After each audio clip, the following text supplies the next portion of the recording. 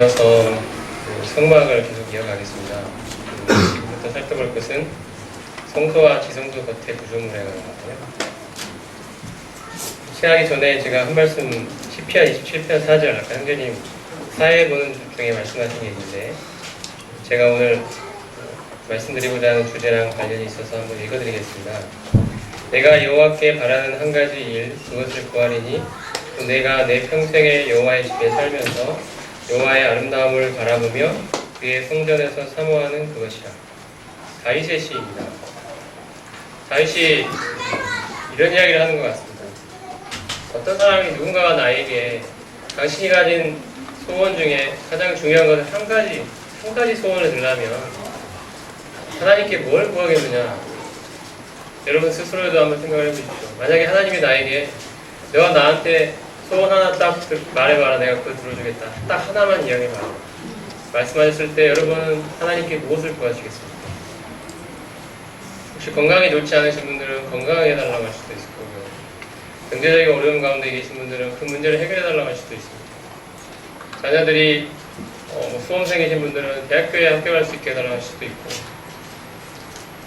여러 가지 면에서 하나님께 구하고 싶은 것들이 있을 것입니다. 다윗도 그러지 않았겠습니까?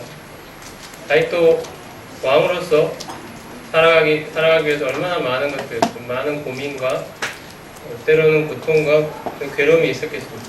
많은 필요들이 있었을 것입니다. 그때 다윗이 놀라운 것은 하나님께 다윗이 딱 구했던 한 가지가 있는데 그것은 방금 읽었던 것처럼 여호와의 전에서 여호와의 아름다움을 바라보면서 할 수 있게 해달라는 것이었습니다. 아까 시편 63편에 있었던 그 말씀처럼 여호와의 인자하심이 나의 생명보다 나음으로 내가 내 입술로 여호와를 찬양할 것이라고 고백했던 것과 같은 맥락입니다. 저는 여호와의 인자하심이 나의 생명보다 낫다는 말씀을 어떻게 이해하고 있냐면 여호와의 인자하심이 없는 나의 인생은 살아갈 가치가 없습니다라는 뜻으로 이해가 됩니다. 여호와의 인자하심과 나의 생명을 두 개를 비교해 놓는다면 여호와의 인자하심이 더 나은 것입니다. 여호와의 인자하심이 나의 생명보다 낫습니다. 그러니 여호와의 인자하심이 나의 생명, 나의 삶에 없다면 나의 삶은 사람 무엇이 있습니까? 어떤 가치가 있겠습니까? 하나님의 인자하심이 함께 하시지 않은 삶은 아무 의미도 가치도 발견할 수 없는 인생이라는 것입니다. 여호와의 인자하심이 나의 모든 것이라는 그런 믿음의 표현이라고 생각합니다. 다윗도 마찬가지로 그 하나님의 영광, 하나님의 아름다운 성품 그것을 바라보며 그것으로 힘을 얻고 그것을 기뻐하면서 살 수 있기를 원했습니다. 그것만 있다면 다른 모든 것을 잃더라도 나는 모든 것을 가진 자이다. 내가 여호와를 소유할 수만 있다면 여호와 하나님 그분을 나의 것으로 삼을 수만 있다면 다른 모든 것을 잃더라도 나는 모든 것을 가진 자이다. 여호와 하나님이 온전히 내 안에 계시다면 온전히 나의 하나님이 되어 계시다면 그분의 영광과 그분의 인자하심과 그분의 아름다우심과 그분의 존귀하심과 그분의 뛰어나심이 나의 것이 된다면 나는 이 세상 모든 것을 얻은 자이다. 이런 고백입니다. 하나님 당신의 영광을 보게 해주십시오. 늘 당신의 임재 안에 살고 싶습니다. 당신의 그 뛰어남과 아름다우심과 고귀하심과 존귀하심을 누리면서 살고 싶습니다. 당신을 바라보며 당신을 소망하며 당신의 힘을 삼아서 살아가고 싶습니다. 이것이 제가 하나님 앞에서 가진 단 한 가지 소원입니다. 이런 고백이라고 생각합니다. 성도님들도 여기에 모이신 모든 성도님들이 바로 그와 같은 마음이실 것이라고 생각합니다. 우리가 지금 나누는 것은 바로 그것입니다. 하나님이 얼마나 아름다운 분이십니까? 그리스도께서는 얼마나 영광스러운 분이십니까? 우리가 그분을 소유하고 있다는 사실이 얼마나 우리의 인생을 뛰어나게 만들고 가치 있게 만들고 고귀하게 만들어주는가. 나에게 이토록 놀라운 그리스도가 내 안에 계시다니 나같이 참으로 보잘것없고 연약하고 부족하고 죄 많고 못난 인생에게 그토록 고귀한 그리스도께서 내 안에 살아계시다니 그분이 나의 생명이 되어 계시다니 그분의 영광을 내가 볼 수 있다니 내가 그분을 통해 하나님을 배울 수 있다니 그 축복이 나에게 주어졌다니 이것은 나에게 말할 수 없는 감당할 수 없는 은혜이며 복이라는 사실을 우리가 함께 성막 공부를 통해서 은혜를 기도를 시작하겠습니다. 자, 지난 시간에 저희가 번제단을 통과했고, 문을 통과했고, 번제단을 통과했고, 드디어 물두멍까지 지나왔습니다. 구원의 문 대신 그리스도를 통하여 우리가 번제단에 이르렀을 때 나의 모든 죄가 그리스도의 속죄, 그리스도의 희생 제물 대심으로 말미암아 나의 모든 죄의 문제가 해결되었음을 저희는 보았습니다. 이것은 얼마나 우리에게 감격스러운 일인지 모릅니다. 그리고 우리는 그 번제단에서 그리스도의 죽으심만 본 것이 아니라 우리의 죽음 또한 보았습니다. 내 자신이 그리스도와 함께 십자가에 못 박혀 죽은 자라는 사실을 거기서 발견했습니다.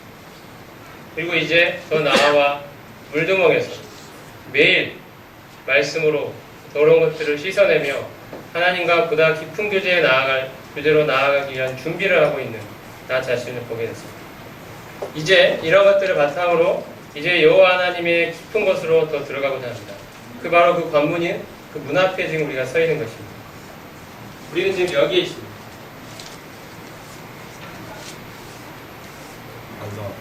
바로 우리는 이 앞에 있습니다. 여기에 하나님의 임재가 있는 지성소고요. 자, 여기 성소입니다. 여기서 제사장들이 매일 서서 섬겼습니다. 우리가 지금 위치해 있는 곳은 바로 이 성소의 휘장 기둥 그 앞에 있는 것입니다.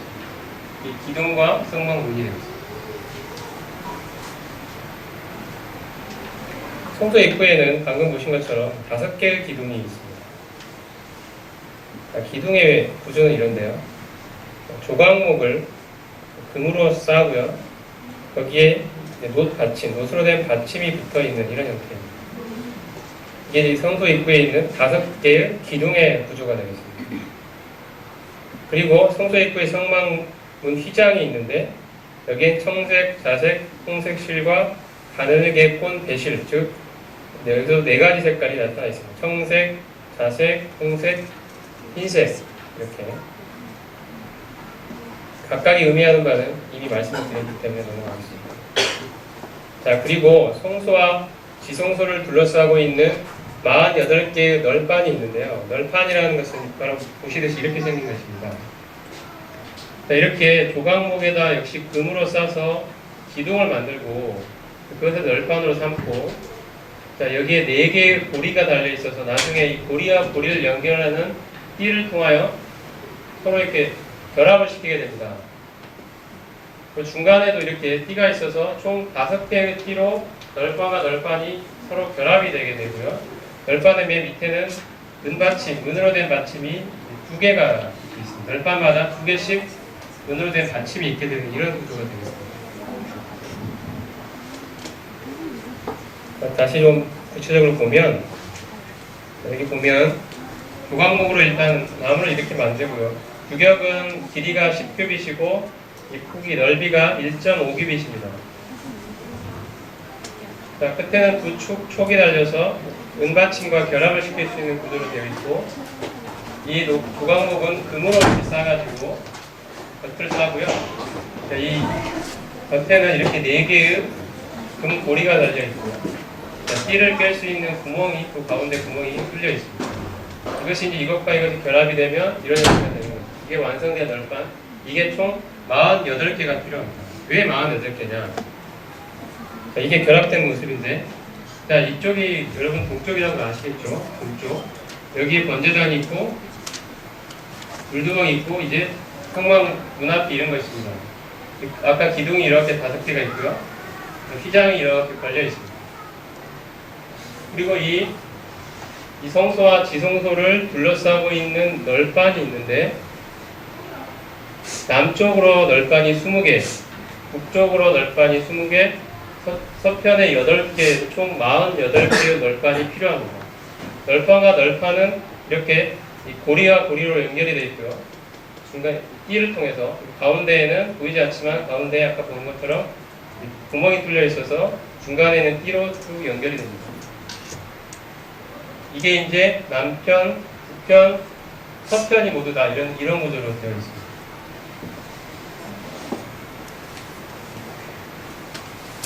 서편을 좀 더 자세히 보면 서편은 약간 모양이 특이한데요.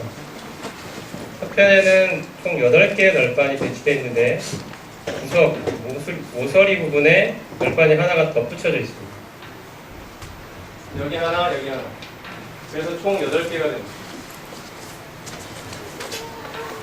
여러분이 기억하시겠지만 지성소의 가로, 세로가 10규빗, 10규빗이었죠. 그러니까 여기서부터 여기까지가 10규빗이고 여기에서 이 지성소 앞에 있는 이 기둥까지가 10규빗이 됩니다.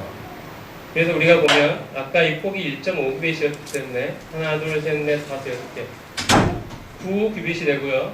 여기에 있는 끝에 있는 이 널판의 이쪽이 아마도 0.5규빗이었던 것 같습니다. 0.5, 0.5 더하면 총 10규빗이 나오죠. 이게 석선의 모양이고 하나 모서리에 하나씩 이렇게 덧붙여져 있는 구조로 되어 있었습니다. 총 8개의 널판이 서편에 자리 잡고 있습니다.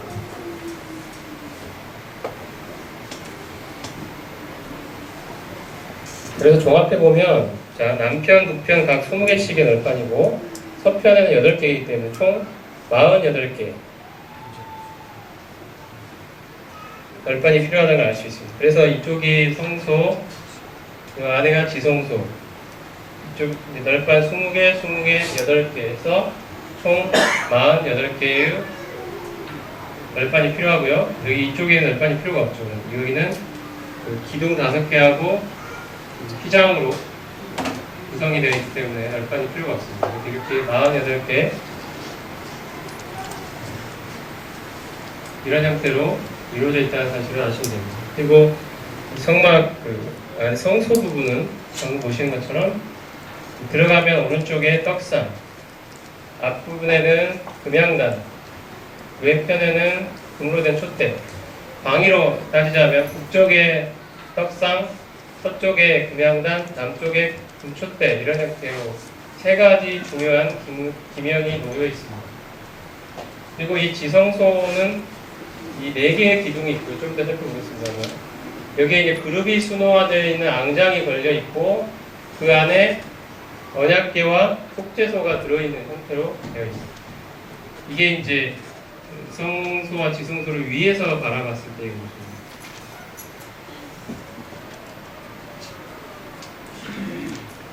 이렇게 널판의 영적 의미를 보면요. 널판은 아까 보신 것처럼 조각목에다 역시 조각목을 사용했죠. 조각목에다 금을 둘러싸서 만들었습니다. 아까 본 것처럼 조각목은 사막에서 자라는 단단한 아카시아 나무로서 보기에는 물품이 없어 보이지만 단단한 성품을 가지신 예수 그리스도의 완전한 인성을 보여주는 것이 조각목. 그리고 조각목을 싸고 있는 금은 그리스도의 영광스러운 신성을 의미합니다. 금 널판이 덮개에 가려있듯이 자 나중에 보면 이 널판들이 위에 덮개가 씌워지게 됩니다. 4겹의 덮개가 씌워지는데요. 맨 마지막 덮개는 페달 가죽으로 된 아주 볼품없는 덮개입니다. 그 금으로 반짝반짝 빛나는 그리스도의 아름다운 그 신성은 밖에서 볼 수 있는 것이 아닙니다. 우리가 하나님의 깊은 교제로 들어왔을 때 겉으로 볼 때는 참 볼품없어 보이는 여기에 뭐가 있을까 싶어 보이는 그곳에 그리스도의 아름다운 신성이 거기서 황금처럼 빛나고 있는 것입니다. 이것을 보여줍니다. 우리가 그리스도의 뛰어난 영광을 보고 그 경이로움 앞에 경배하게 됩니다. 이것이 하나님과의 깊은 교제로 우리가 들어가야 하는 이유이기도 합니다. 거기에 그리스도의 영광이 있고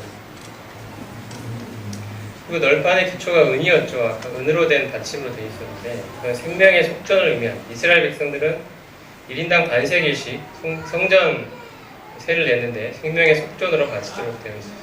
이것은 교회의 기초가 그리스도의 생명의 속죄라는 사실을 보여줍니다. 그리고 많은 널판들이 띠를 통해 강하게 결속되어 있는 것은 교회를 이루고 있는 지체들이 이처럼 서로 하나로 연합하여 한 몸을 이루고 있는 모습을 보여주고 중간에 보이지 않는 띠가 있죠. 그것은 사랑은 이 보이지 않는 중간의 띠처럼 성도들 사이를 하나로 묶어주는 그 역할을 합니다. 볼품없는 덮개 속에 그리스도의 영광스러운 신성을 볼 수 있듯이 교회를 통해서 머리 대신 그리스도의 영광이 드러나고 있다. 이것이 널빤히 보여주고 있는 영적인 의미라고 할 수 있겠습니다. 자, 덮개가 있다는 말씀 드렸는데요. 이 널빤 바로 위를 싸고 있는 가장 안쪽의 덮개가 세마포 왕장입니다. 가늘게 꼰 배실, 청색, 자색, 홍색실로 이루어져 있고 그룹이 새겨져 있습니다. 아까 그 성막 문에는 역시 마찬가지로 청색, 자색, 홍색, 흰색으로 이루어져 있지만 그룹이 없었다고 말씀드렸는데 여기에 드디어 그룹이 등장합니다. 그룹은 하나님의 거룩을 지키는 역할을 한다고 말씀드렸죠. 그룹이 그 위에서 내려다보고 있는 모양입니다. 성소를 이렇게 쌓고 있어요.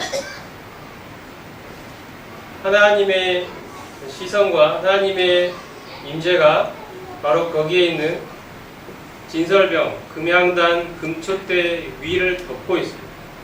바로 거기에 하나님의 임재가 있다는 거죠. 그룹이 있다는 것은. 하나님이 지금 천사들이 위에서 지켜보고 있는 것입니다. 세마포 왕장은 영광 가운데 계신 그리스도를 보여줍니다. 그룹은 하나님의 거룩을 지키는 임무를 맡았기 때문입니다. 이게 이제 세마포 왕장이고요.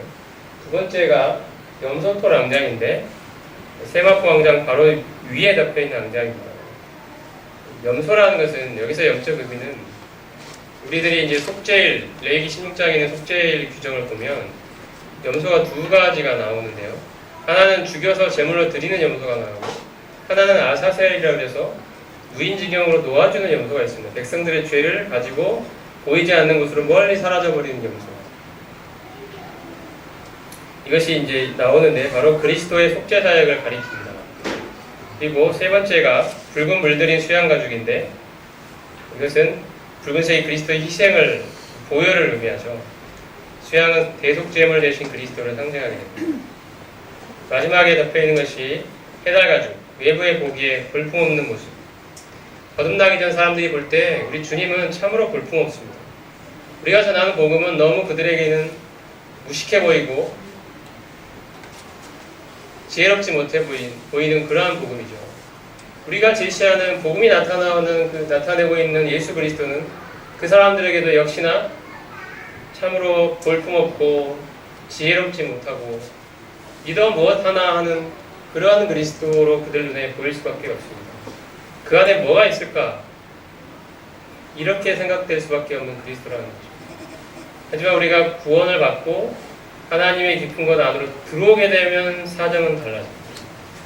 그리스도의 영광이 황금처럼 빛나고 있죠. 우리가 그것들에 산 증인이 되어야 됩니다. 우리가 바라본 그리스도. 나도 믿기 전에 그리스도께서 그렇게 영광스럽고 아름답고 존귀한 분이신지 몰랐다. 근데 내가 그리스도를 믿고 그분 안으로 들어와 보니 참으로 내 안에 계신 그 그리스도는 그토록 영광스럽고 아름답고 위대하고 존귀하고 놀라운 분이시다. 내가 그분과 하나가 되었다는 것이, 내가 그분을 믿게 되었다는 것이, 그분이 나의 소유가 되었다는 것이, 또 내가 그분의 소유가 되었다는 것이 얼마나 귀하고 놀랍고 풍성한 삶을 나에게 주는지 모른다. 이것이 우리의 고백이 되어야 됩니다. 세마포 왕장을 먼저 보면요. 이렇게 되어 있습니다. 총 10폭인데요. 이 5폭과 5폭이 이 한 폭이 4규빗입니다. 4규빗 돼서 20규빗, 20규빗이 두 큰 폭이 하나로 연결되어 있는데 연결 부위를 통해서 하나로 연결되어 있습니다. 이 길이는 28규빗이 되겠습니다. 그래서 이게 총 40, 28 이렇게 되죠. 규빗으로 따지면 가운데 연결 부위를 제외하고 수치를 계산해 주면 연결 부위는 좀 자세히 보면 이렇게 생겼습니다. 자, 이쪽 포장과 이쪽 포장을 연결하는데 고리를 통해 연결하는데요. 양 옆에 청색 고리가 50개씩 있고요. 가운데 금으로 된 갈고리가 있어서 두 포장을 연결하게 됩니다. 그리고 그 다음에 이제 염소털 왕장인데 이것 어떤 구조가 생기냐면 비슷한데 이쪽이 대신 6폭입니다.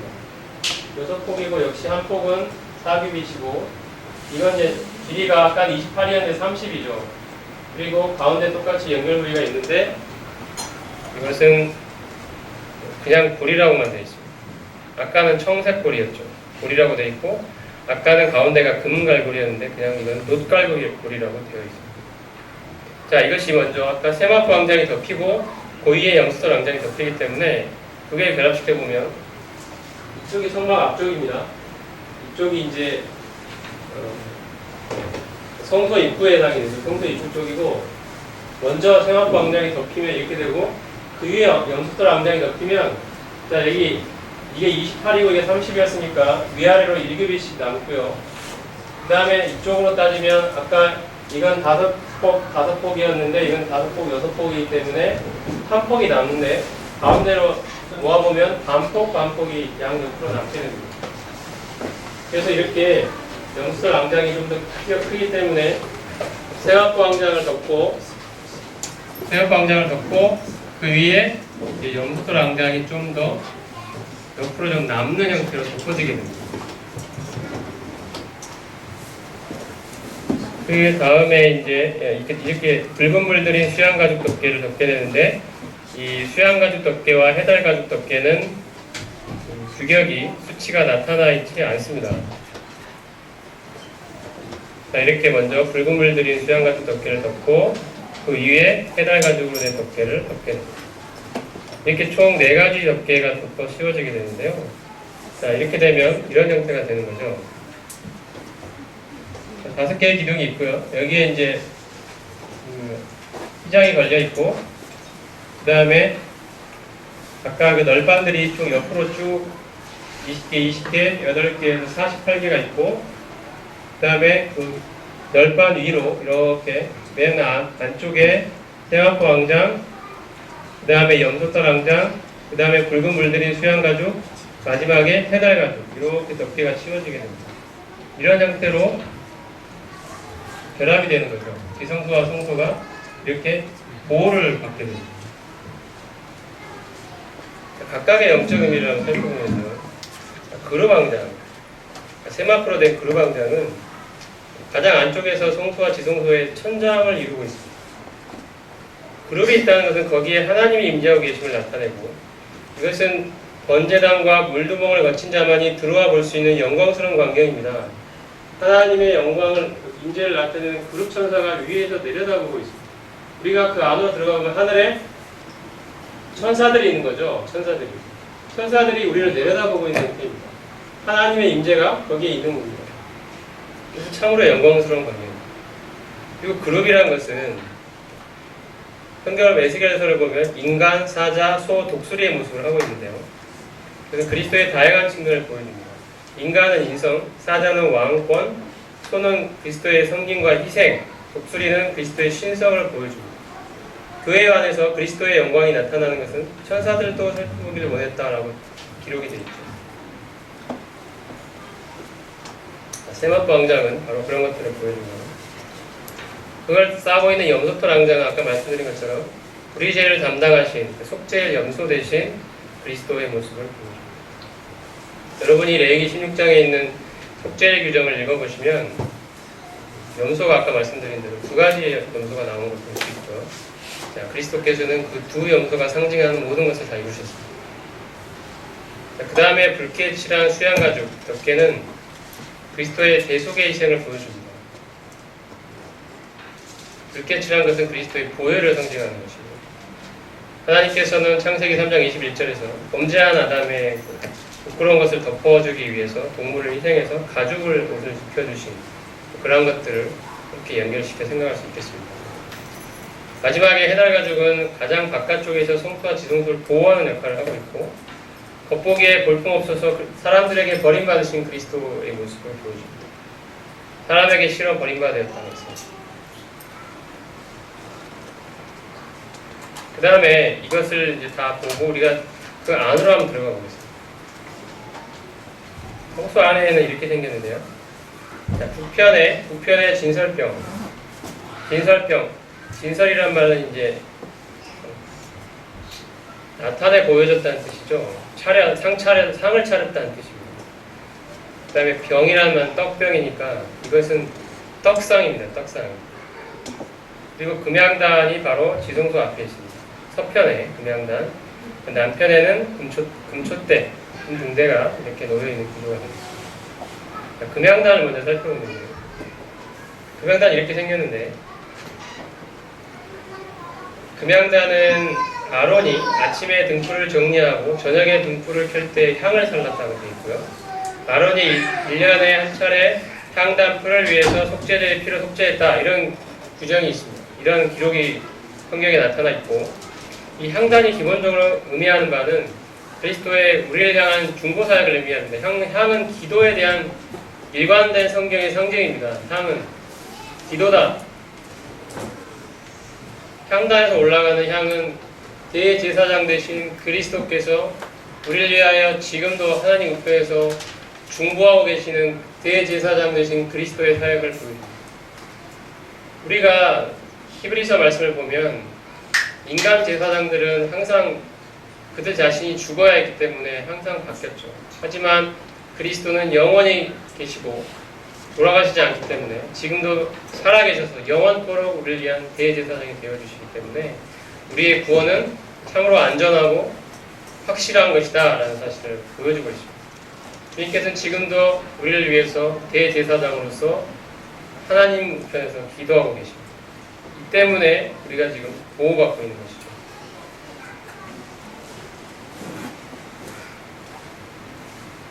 그리고 향단에서 살라지는 그 향을 피우기 위한 불은 번제단에서 가져왔습니다. 이것은 그리스도의 그 속죄 사역이 항상 기초가 된다는 사실을 알 수가 있습니다. 우리가 그리스도의 대제사장으로서 사역, 또 우리가 향은 성도들의 기도를 나타내기도 하죠. 우리가 하나님을 향해서 다른 성도를 위해서 기도하고 있는 그 중보 사역을 가리키기도 합니다. 우리가 드리는 이 기도도 바로 그리스도의 이 속죄 사역을 기초로 합니다. 그리고 우리가 또한 알 수 있는 것은 최고의 봉사는 기도라는 사실입니다. 우리의 어떤 활동이나 봉사보다도 기도와 예배가 하나님께 소중합니다. 가장 최고의 섬김은 바로 기도입니다. 우리가 지금 이렇게 살아가고 있는 것은 우리 주변의 성도님께서 우리를 위해서 기도하고 계시기 때문일 것입니다. 우리가 다른 성도를 위해서 기도하는 것도 마찬가지입니다. 주님이 우리를 위해서 맨 먼저 기도하고 계시고요. 다른 성도들이 우리를 위해서 기도하고 있습니다. 우리는 사실 이 기도 때문에 살고 있는 것입니다. 금양단이 보여주는 것은 바로 중보의 기도입니다. 그리스도께서 대제사장으로 우리를 위해 지금도 중보하고 계시다. 우리는 연약하지만 사단은 우리를 송사하죠. 네가 그러고도 구원받은 사람이다.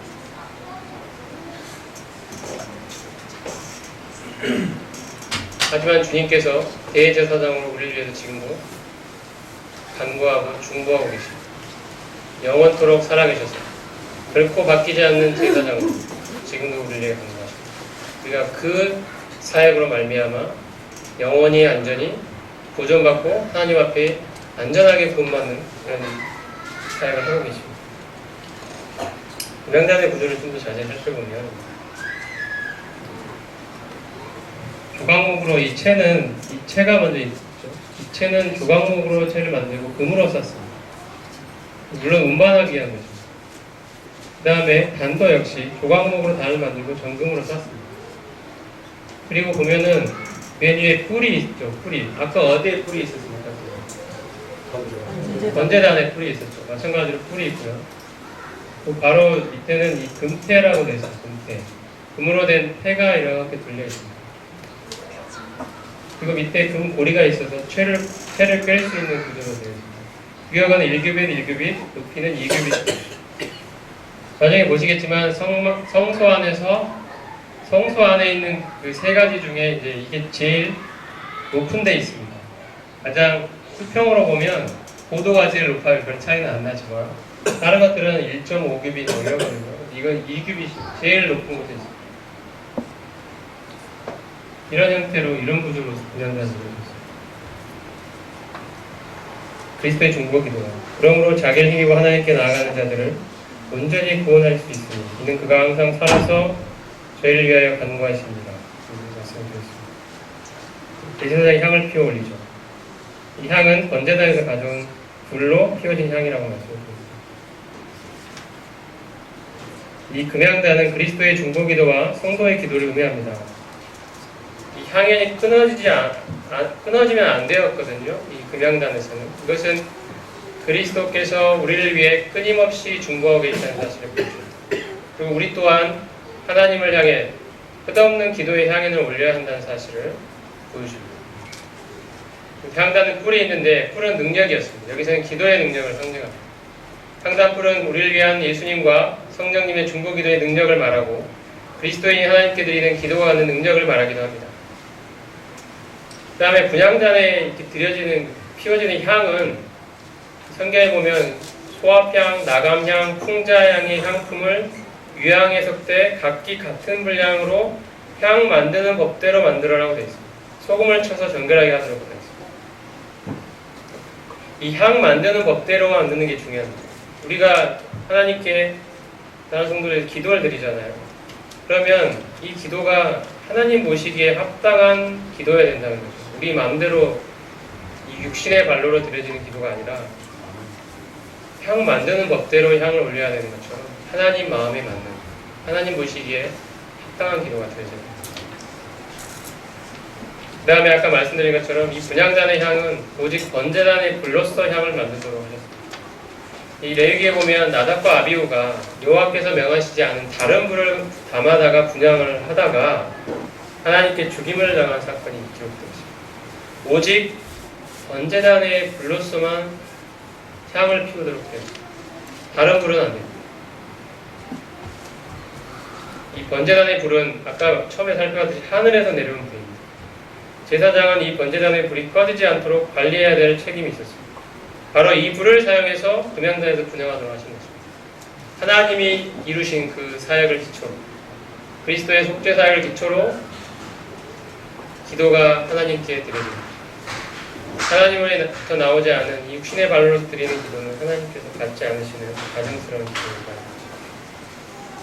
이것이 금향단이 우리에게 보여주는 영적인 의미가 됩니다. 그 다음 살펴보니까 금등대인데요. 금등대가 어디에 있었습니까? 아까 보면 성소로 딱 들어갔을 때 금등대는 왼쪽이죠. 오른쪽에는 떡상, 앞에는 금향단, 왼쪽에 금등대. 방위로 따지면 남쪽에가 금등대죠. 북쪽에 진설병, 서쪽에가 금향단. 이렇게 머릿속에 잘 기억해 놓으시면 좋을 것 같습니다. 금등대는 저녁부터 아침까지 항상 여호와 앞에 등불을 점검했다, 체크하고 관리했다는 겁니다. 등불이 꺼지지 않았나. 항상 여호와 앞에 등불을 점검했다. 그래서 제사장들이 쉴 수가 없었던 것입니다. 서서, 그 안에는 의자가 없잖아요. 항상 제사장들은 서서 이 모든 것들이 잘 이루어지고 있는지 체크하고 관리해야 될 책임이 있었습니다. 이 빛은, 금등대의 빛은 그리스도와 그 말씀을 보여줍니다. 여러분이 생각해 보시면 성소 안에는 창문이 없습니다. 그 안에는 어떠한 창문도 있지 않습니다.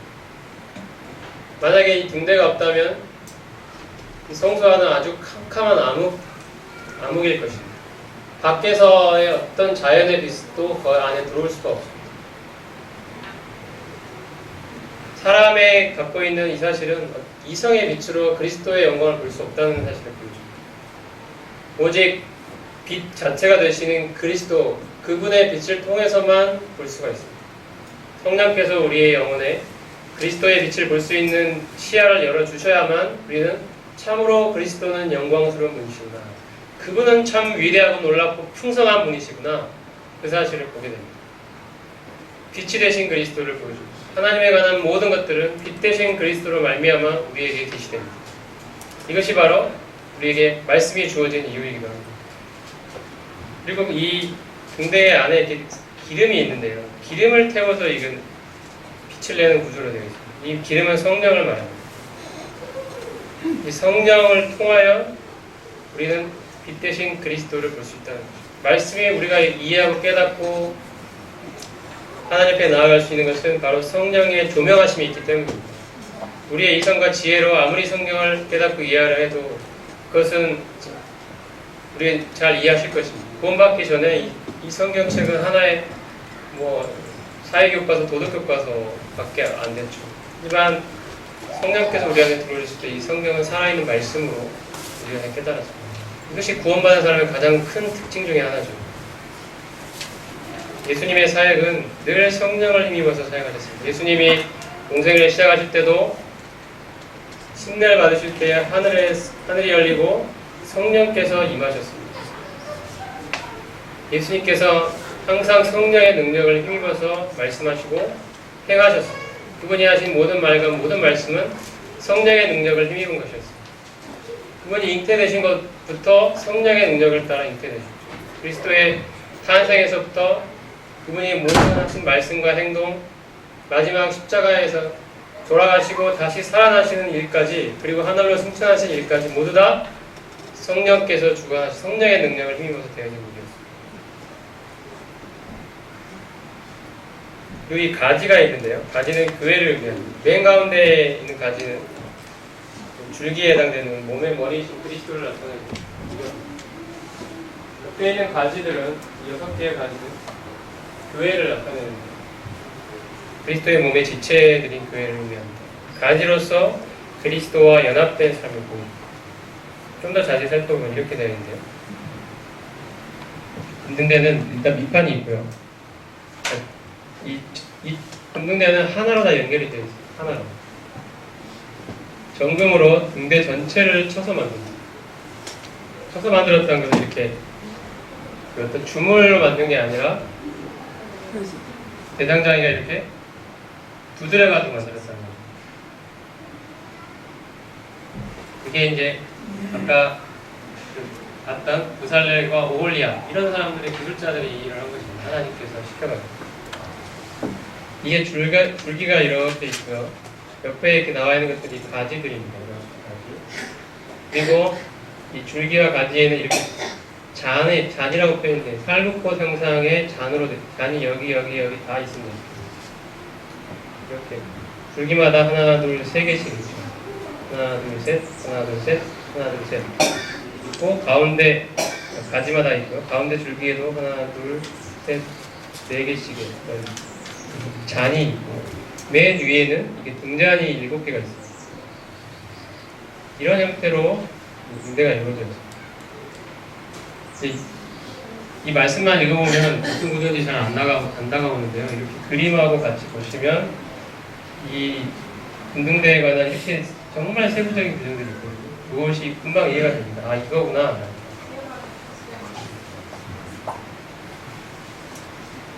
시간이 있으면 말씀을 다 읽어드리고 싶은데 시간 관계상 이 그림만 보시면 된다. 이 그림대로 만들었다는 것은 하나님께서 모세에게 산에서 보여주신 그 식양 그대로 모세가 순종해서 만든 것입니다. 하나하나 모든 디테일을 하나님께서 알려주신 거죠. 이건 생명의 빛이신 그리스도를 나타낸다고 말씀드렸습니다. 주님께서 나는 세상의 빛이니 나를 따르는 자는 어둠에 다니지 아니하고 생명의 빛을 얻으리라 말씀드렸습니다.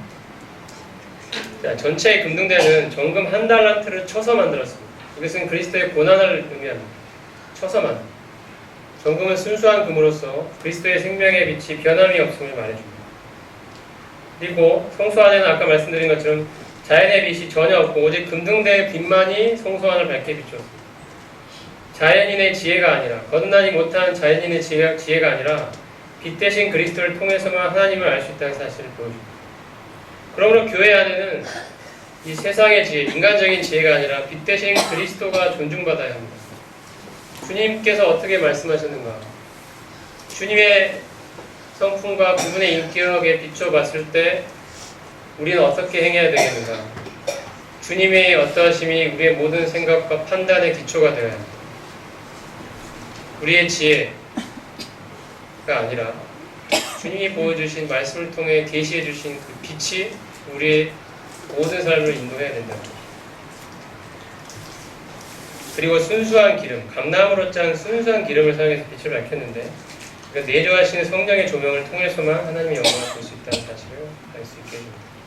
그리고 금등대는 가운데 줄기를 중심으로 좌우의 가지들이 연합되어 있고 우리 교회에서는 머리 대신 그리스도를 중심으로 각 지체들이 하나로 연합되어 있는 모습을 보여주고요. 자, 살국보 영상이 앞에 있었죠.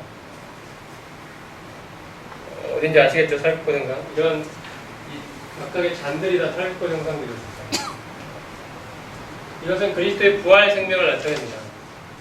성도들은 그리스도와 연합을 통해 생명의 풍성함을 공급받고 있다는 사실을 보여줍니다. 그리고 여기서 또 하나 중요한 것이 금등대에 기름이 떨어지거나 이 심지가 돋구어지면 불똥이 생겼거든요. 그러면 불똥이 생기면 집게를 사용해가지고 잘라냈습니다. 이 불똥은 잘라냈습니다. 이건 뭘 보여주냐면 성령의 충만이 없어지고 육신의 교만이 앞서면 주님의 빛을 방해하게 됩니다. 그 교회 생활을 하다 보면 항상 성령 충만한 모습으로 하는 게 아니죠. 네가 성도님들 사이에서도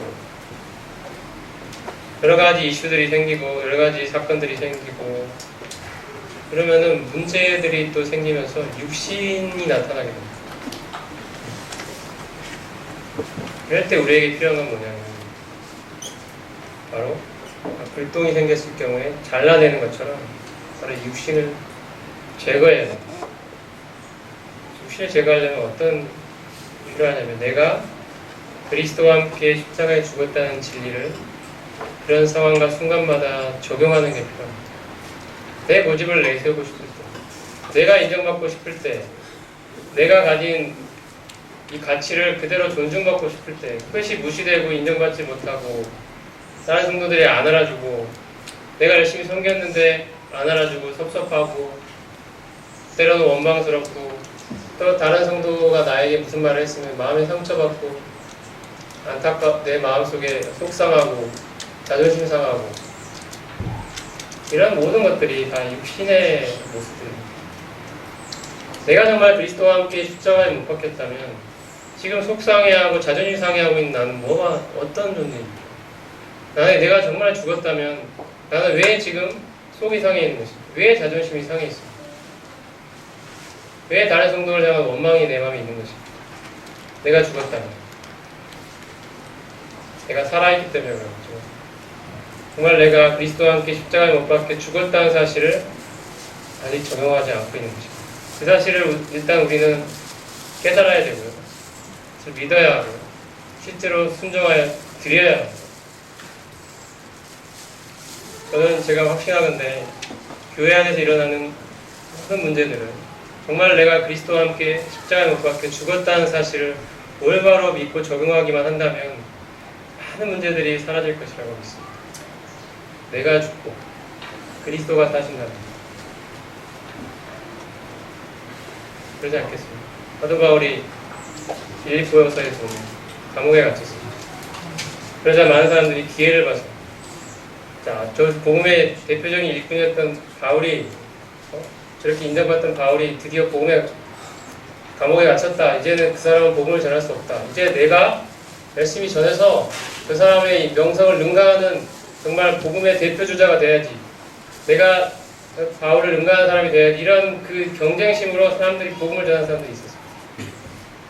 바울은 어떻게 보면 초조했을 수도 있어요. 내가 지금까지 이 넘버원이었는데 다른 사람들이 나타나가지고 내가 지금 못 전하니까 막 올라오고 있는 거예요. 그럼 얼마나 초조하겠어요. 내가 가진 그 지위와 영향력과 이 명성이 점점 떨어져 가는 거가. 내가 감옥에 한 달, 두 달, 세 달, 1년, 2년 갇혀있는 동안에 저 사람들은 막 주목을 받고 막 올라오는데 난 여기서 뭐 하고 있는 거냐. 이렇게 초조해할 수도 있습니다. 바울이 뭐라고 고백했나요? 내가 어떻게 되든 관계없고 다른 성도들을 통해서 주님이 전파된다면 그것이 나의 기쁨이 된다고 이렇게 고백했습니다. 이것이 정말 자기가 죽은 자의 삶입니다. 내가 어떤 취급을 당하든 무슨 상관입니까? 나는 죽은 자인데 그리스도가 나를 통해 영광을 얻으신다면 그것이 나의 기쁨입니다. 내가 정말 여기서 버러지 취급을 받고 무시당하고 꼴대를 당하고 속상한 일을 겪고 내 자존심 상하고 이런 일을 겪더라도 내가 어찌됐든 간에 주님이 영광을 얻으신다면 그것이 나의 기쁨이 되는 그 사람을 만들어내시는 것이 주님의 목표입니다. 나는 정말 어찌되건 간에 내가 죽든 살든지 내 몸에서 그리스도가 존귀되기를 원한다고 고백했던 이 고백을 진심으로 할 수 있는 사람 만들어내는 것이 하나님의 목표입니다. 그리고 교회 안에서는 그런 사람들이 모여도 교회를 이룰 때 정말 육신이 드러나지 않는 이 불똥이 제거된 주님의 영광이 나타나는 교회가 되지 않습니다. 그것을 보여줍니다. 하나님께서 나를 죽도록 하시는, 죽게 만드시는 그 상황에서 저항하지 말고 정말 주님이 나를 죽음에 내어주라고 하실 때 그 선언을 받아들이고 내가 죽었음을 용감하게, 과감하게 믿음으로 스스로를 향하여 선포해야 됩니다. 너는 죽었어. 속상한 일, 자존심 상하는 일, 서운한 일, 섭섭한 일, 괴로운 일 생길 때마다 내가 남들이 나를 안 알아주는 것 같고 몰라주는 것 같고 나의 가치를 몰라주는 것 같을 때 바로 내가 그리스도와 함께 십자가에 못 박혀 죽었음을 선포해야 됩니다. 하나님의 영광을 얻으신다면 그것이 나의 기쁨이 되어야 됩니다. 내가 어떻게 된들 무슨 상관입니까? 나는 죽은 자입니다. 그것을 선포해요. 그것이 금등대를 통하여 나타나고 있는 그리스도의 영광을 보는 자가 행해야 될 일입니다.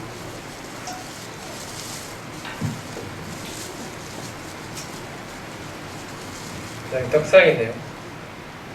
떡상은 이렇게 생겼습니다. 떡상은 교제를 의미합니다. 떡상은 주님의 몸을 상징하고요. 떡상은 성도들의 교제를 의미하기도 합니다. 주님의 상에 모여 다른 성도들과 교제하며 그 떡을 나누며 축복을 누리고 있는 것입니다. 주님께서 우리에게 생명의 떡이 되시고 그 생명의 떡 대신 주님을 중심으로 모여서 주님을 누리고 주님과 함께하는 삶을 다른 성도들과 함께하고 있는 모습, 이것이 주님을 중심으로 하고 있는 교제의 모습, 이것이 떡상에 보이는 것입니다. 교제의 중심은 그리스도입니다. 제사장들은 날마다 떡상주의에 모였습니다. 진정한 교제는 생명의 떡이신 그리스도 인격과 사역을 중심으로 이루어져야 한다는 것을 보여줍니다. 생명의 떡을 먹고 사는 삶.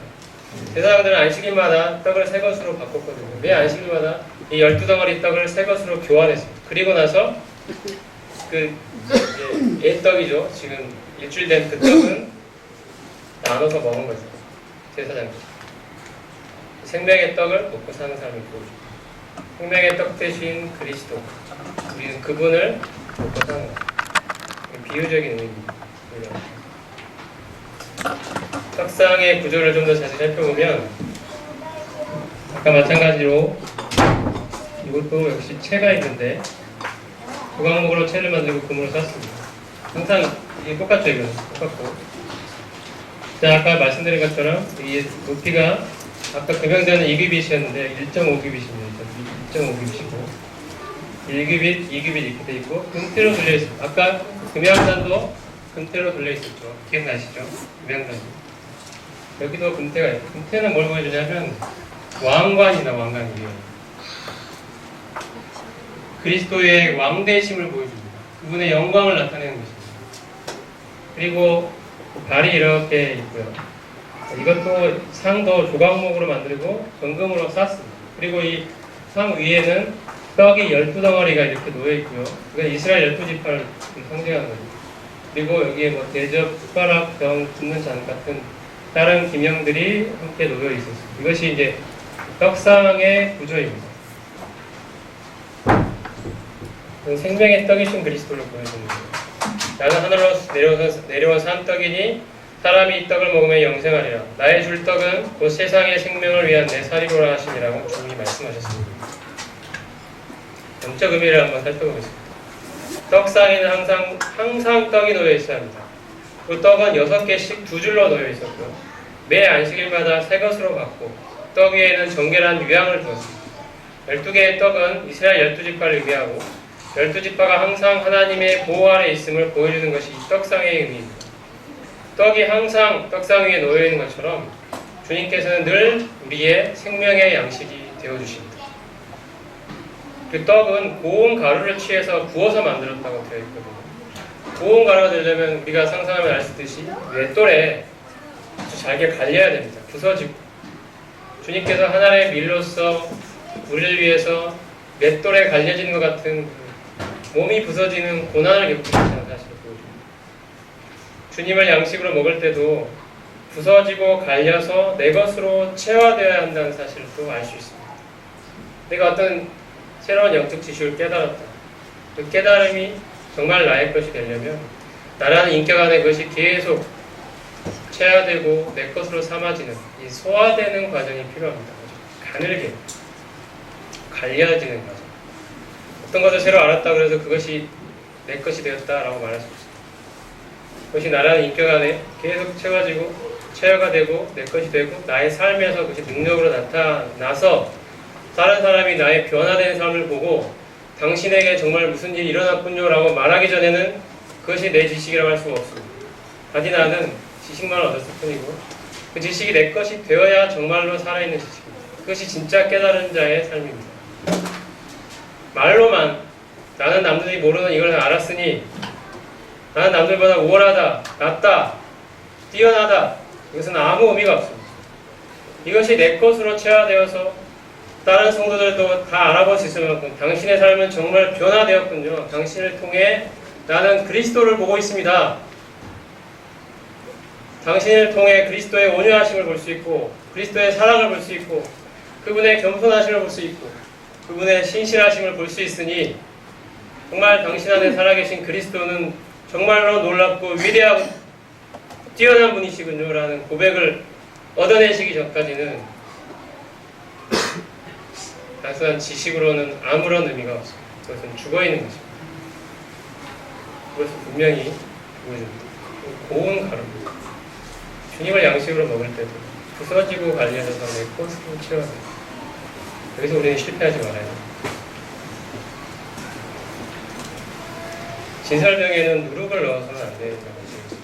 누룩은 성경에서 육신을 상징하죠.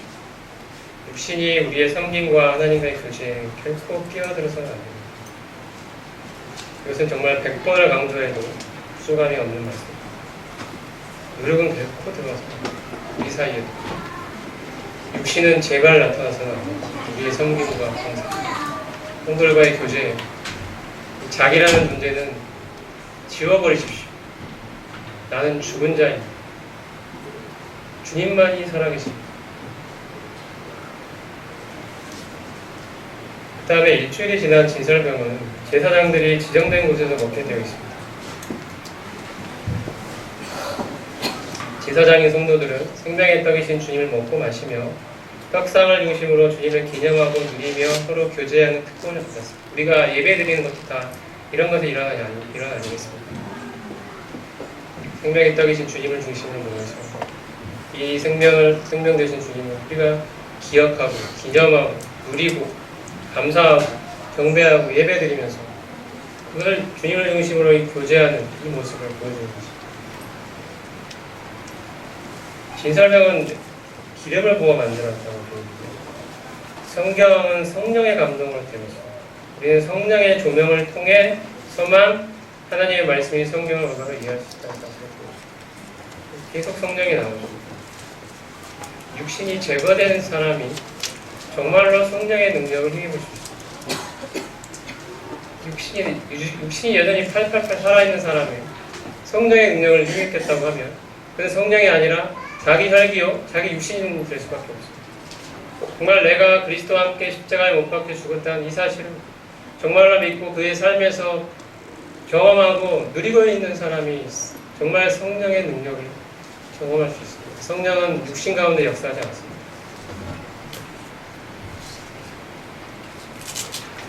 떡상에 갖는 여러 가지 의미들입니다. 가장 중심에는 생명의 떡 대신 그리스도가 있습니다. 이렇게 성사에서 제사장들이 봉사하는 모습이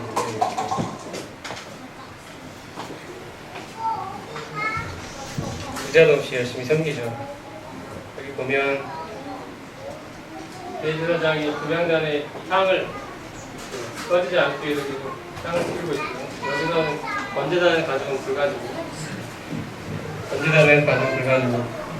불을 계속 피워서 향을 따르고 있습니다. 계속 향이 올라가서 이런 여기도 마찬가지로 이 기름을 채워서 이렇게 불을 밝히게 되는데 이게 꺼지지 않도록 계속 관리를 해나가야 돼요.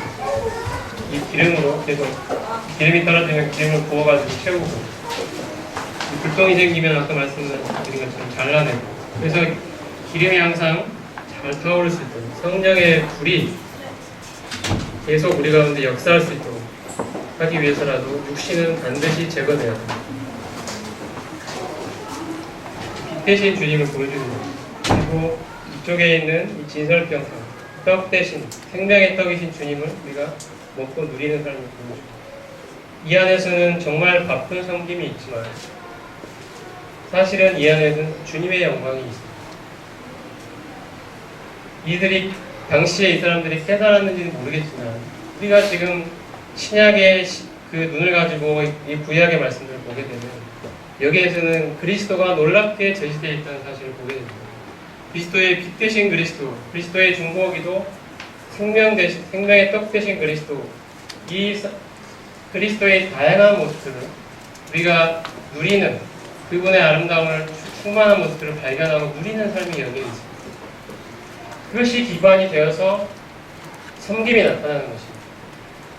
정말 그리스도를 그 다양한 풍성하신 주님을 내가 누리고 그분의 힘을 얻어서 그분이 내 삶의 원동력이 되었을 때 나를 통해 나타나는 섬김이 육신의 말로가 아니라 그리스도께서 중심이 되어 나타나는 하나님 보시기에 아름다운 섬김으로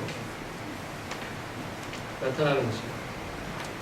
이 둘 사이에서 균형을 맞출 필요가 있는 거예요. 그 사람들은 섬김이 뭐가 중요하냐, 먹고 누리는 것만 잘하면 되지, 이렇게 하시는 분이 있고, 어떤 분들은 이 누리는 삶에는 관심이 없고 오로지 열심히 일하고 섬기는 데만, 바쁘게 일하는 데만 관심이 있어요. 근데 이 안에는 모두 다 그게 모두 들어있습니다.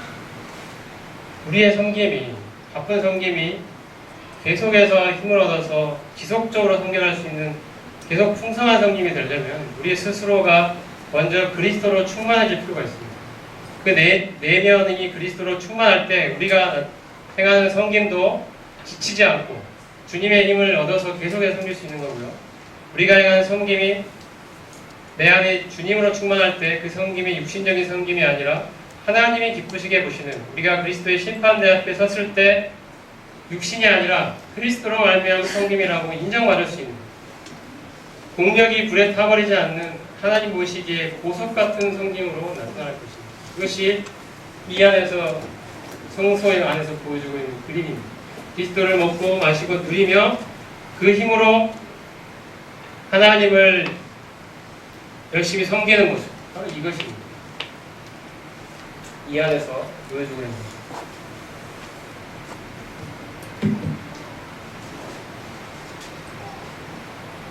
이제 지성소에 들어갈 때가 되었습니다. 성소를 나와서 지성소에 들어가려면 가장 큰 장애물이 하나 있는데요. 바로 그 지성소 앞에 있는 휘장입니다. 먼저 지성소 입구에는 4개의 기둥이 있는데요. 자, 이 기둥의 구조를 자세히 보면 아까 그 성소 앞의 기둥과 아주 비슷하긴 한데 차이점이 하나 있는데 뭘까요? 혹시 발견하셨습니까?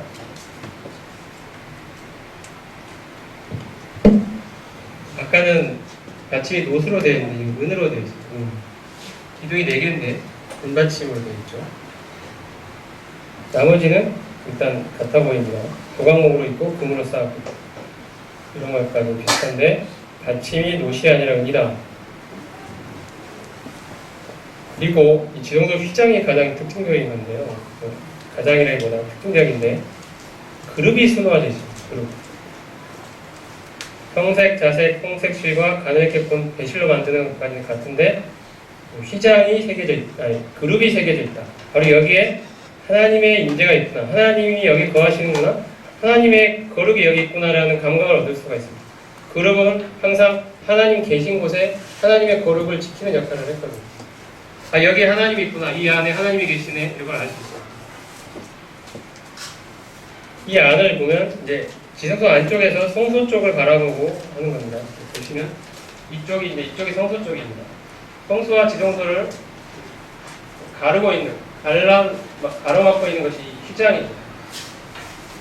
이 그룹이 수놓아져 있는 입장.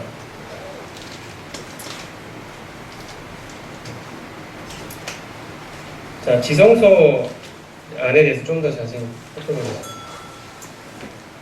아까 말씀드린 대로 성막의 세 부분은 인간을 구성하는 세 부분을 의미하는데, 바깥들은 몸에 해당하고요. 성소는 혼, 지성소는 영이어서 우리가 드디어 지금 하나님과 가장 깊이 거주하는 지금 지성소에 들어갈 준비가 되어 있습니다. 영적인 삶의 척도는 분주한 활동의 양이 아니라 하나님과의 교제의 질에 있습니다. 우리가 하나님을 얼마나 깊이 있게 만나느냐, 그것이 우리의 영성의 척도라는 거죠. 법궤와 속죄소가 이 안에 들어있는데, 법궤 안에는 가장 대표적인 것이 율법이 들어있습니다. 율법을 범하는 죄인에게 심판과 죽음, 하나님과의 분리를 요구하는 것이 율법이고요. 그 다음에 이 법궤 위에 뚜껑에 해당되는 것이 속죄소인데, 그것은 금으로 쳐서 만들었고 시은자라고도 불렸습니다. 속죄소 위에는 피가 뿌려졌죠. 그리고 속죄소는 그룹 천사가 양 끝에 이렇게 한 덩어리로 붙어 있었습니다. 하나님은 법궤 안에 이렇게 율법이 있는 것은 죄인들을 송사하는 역할을 하고 있습니다. 하나님 앞에 죄인이다, 그러므로 진노를 받아야 마땅하다, 이것이 하나님의 공의에, 그걸 율법이 보여줍니다. 근데 그 위에 피가 뿌려져 있죠. 속죄소에. 하나님이 보실 때는 피가 보이는 것입니다. 피가 율법을 덮고 있는 모습이 보여요. 커버링하고 있습니다. 덮다. 속죄의 말이 원래 뜻이 덮다라는 뜻입니다. 그리스도의 피가 하나님의 진노를 덮고 있는 것입니다. 그래서 우리가 용서받을 수 있게 됐다는 것이 성경의 속죄 개념입니다. 하나님께서 피를 보시고, 피가 뿌려져 있는 것을 보시고, 하나님이 진노를 거두셨다는 것이 속죄의 의미입니다. 그래서 우리는 그리스도의 이 속죄 사역을 근거로 해서 하나님의 은혜의 보좌 앞에 담대히 나아갈 수 있다. 여기서 은혜의 보좌라는 것은 이 속죄소가 이런 역할만 하는 게 아니라 하나님이 거기에 임재하시는 바로 하나님의 보좌라고 불렸기 때문입니다. 성경에 보면 속죄소는 하나님의 보좌라고 불렸습니다. 하나님이 거기 계신 것입니다. 그룹과 그룹 사이에 하나님이 계셨습니다. 그래서 히브리서에서 우리가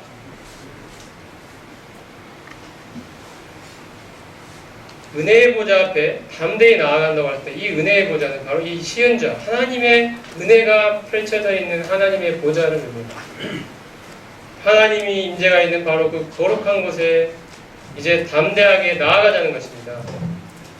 그리스도의 속죄를 통하여 우리가 하나님 앞에 의롭다함과 거룩함을 얻었으니 이제 때를 따라 돕는 은혜를 얻기 위하여 하나님의 은혜의 보좌, 시은자 앞에 나아가자는 것입니다. 담대하게. 우리는 그런 영광과 특권을 얻은 자가 된다.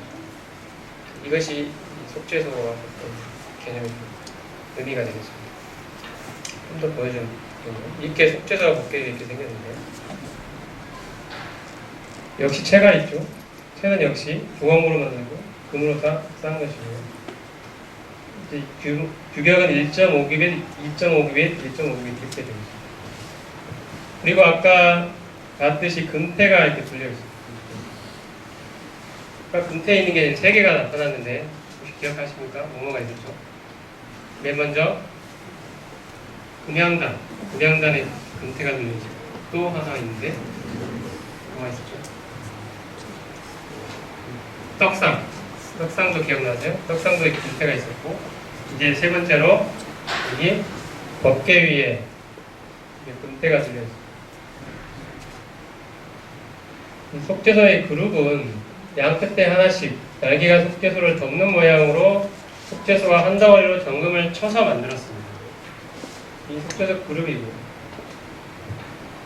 이런 구조로 지금 법궤와 속죄소가 이렇게 해당되고, 속죄소는 법궤의 이 뚜껑이다 생각하시면 됩니다. 이 뚜껑 부분을 이렇게 같이 붙어있는 이 뚜껑을 속죄소라고 부르겠습니다. 자, 그래서 이렇게 분리시켜보면 이렇게 되어 있는데요. 이 속죄소가 있죠. 이게 속죄소입니다. 이렇게 뚜껑이고 그룹이 붙어있는 게 속죄소고, 이 법궤가 있죠? 이렇게 금대가 둘러있는 법궤. 1.5, 2.5, 1.5 이 규격에 채가 달려있는 법궤. 그리고 법궤 안에는 가장 대표적인 율법 돌판이 있고, 나중에 보면 여기에 추가가 됐습니다. 뭐가 됐냐면 만나를 담은 항아리. 기억하시죠? 만나 항아리. 그리고 아론의 쌍난 지팡이. 이게 추가가 돼서 이 세 가지 것들이 이 안에 들어있습니다. 가장 대표적인 게 율법 돌판입니다. 율법 돌판에 따르면 우리는 하나님의 진노를 받아 심판을 받아 죽을 수밖에 없는 죄인입니다. 이 속죄소에 이 제물의 피가 알려지죠. 그게 언제 일어납니까? 그 일이